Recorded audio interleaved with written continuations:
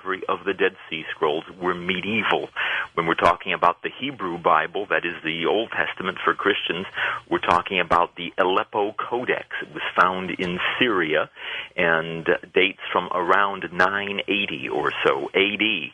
That's a medieval text. That was the oldest text we had of the Bible. And so it was anybody's guess what the text looked like before that. And, of course, the minimalists came along who tried to minimalize everything. Their basic adage is, if it's in the Bible, it must not be true. And, of course, made outlandish claims that it had been altered drastically. Well, the Dead Sea Scrolls, of course, changed the landscape. And now we've got this continuity of text going way back over 2,000 years to the first 2 centuries BC, and they're almost word-for-word identical. Not exactly, but almost. Give me your take, then, on what you think happened a long time ago with the angelic realm. And then we'll talk about, for example, your thoughts on the angel Gabriel again. But yeah, sure. I'd really love to get your take on just what do you think happened? How did it start? Well, we see more and more emphasis, even in the Bible, plus the extra-biblical texts that we've got, lots of books that never made the cut of the Bible that emphasize angels, the realm of the angelic. And we can almost pinpoint when this happened, and it seems to have happened at the time of the great Babylonian conquest of ancient Israel, when Solomon's temple was destroyed by King Nebuchadnezzar of Babylonia, and the people were taken into captivity in the 500s BC. This was a terrible catastrophe, and just about synonymous with those events, we see this emphasis on the angelic. Even Ezekiel was among the first of those exiles taken into captivity, sees the heavens opened and the angelic realm displayed before him. It's part of this concept that we see now echoed in this stone tablet that we're talking about of catastrophic messianism. The idea is that, yes, the Messiah is coming, but there's a catastrophe first. Will the Messiah come as a lion, or will he come as a lamb? And the answer is both. Both. That we expect this time of travail, and the angels are there to mediate the pain that we're experiencing. It's almost as if we didn't need them as much until this time of trial and woe. And by the way, I would love to add that the Christian world has long labored under the misconception that the Jews as a whole rejected Jesus because he wasn't the kind of Messiah that they expected. They expected a conquering Messiah, and he was a humble Messiah, and so therefore the Jews rejected Jesus, and this is so wrong. And by the way, has led to centuries of Christian anti-Semitism, sadly to say. This stone tablet proves that the idea of a suffering Messiah, even a Messiah who would die, was already there. It was already in Judaism. And the Jews did not reject Jesus. My new book is about that. There was a massive movement that held exactly to these ideas that we see now in the stone tablet.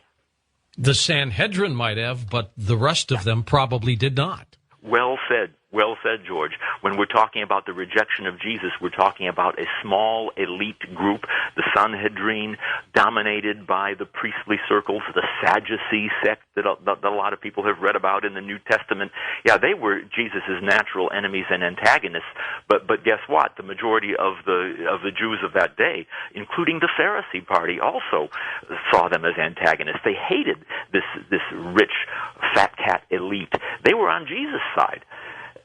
So we have to be very careful in calling Jews as rejectionists of Jesus, and this has been used as an excuse for Jew baiting down through the centuries. And as a Judaic scholar, it's one of the things, even in my classes at the university, that we really need to address. And now we've got a new piece of archaeology on our side. It's just mind-blowing. When we read about Ezekiel and his vision of this turning wheel in the sky, a lot of people on this program have speculated we're talking about a UFO, a flying saucer, something extraterrestrial. What's your take on that part, Ken? Something like that. It is certainly extraterrestrial. In the philosophical world, we call such things other, meaning ultimately non-earthly, not of this realm, this world, this dimension. So at that point, we step back and we leave it and we say, we don't know. We can say what the meaning of it is, and that is that the text is shouting at us that the divine presence, however we experience God, however we experience the divine, is released from Jerusalem. God appears outside of the Holy Land to this man in captivity, in exile. Why, up until then, God lived in the temple in Jerusalem only. Now, it's like God is let out of the box through this incredible otherworldly vision that he has. And you call it extraterrestrial, it certainly is that. However you want to interpret extraterrestrial. One of my favorite adages is that absence of evidence is not evidence of absence. Ken, you bring in archaeology in a lot of your work. When you look at science and try to mix it with true biblical information, sure. Is it a fight even within yourself to either go toward the science or to go through the true biblical circles? Yes, within myself, beyond myself, with my colleagues. I'm headed to Israel, in fact, just one day hence, leading a group there. And it's swirling, even in the land of Israel. The Biblical Archaeology Department at the Hebrew University of Jerusalem, headed by my colleague Shalom Paul, in Jerusalem, it's exploding. It's exploding with students, with graduate students who take a minimum 10 years to get through the program. It's that rigorous. We don't care. It's that exciting.